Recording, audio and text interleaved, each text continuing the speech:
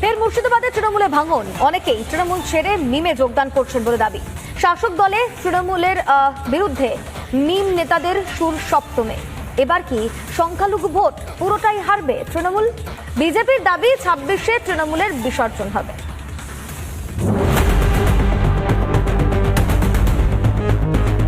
মুর্শিদাবাদে আরো শক্তি বাড়ালো মিম।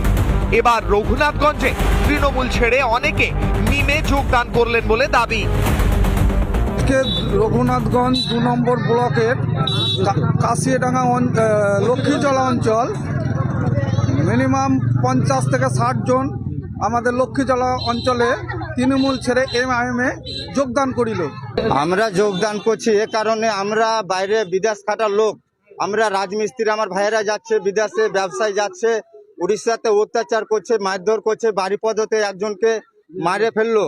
তারপরে আজকে সব দল চুপ করে আছে, কংগ্রেস, সিপিএম, বিজেপি, তৃণমূল সব আমাদের হকের জন্য আসাদুদ্দিন ওয়াইসি ছাড়া কেউ।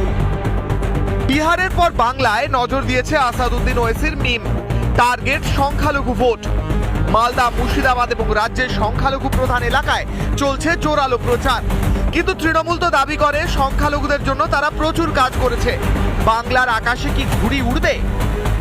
সংখ্যালঘুদের জন্য যদি উন্নয়ন হয়ে থাকে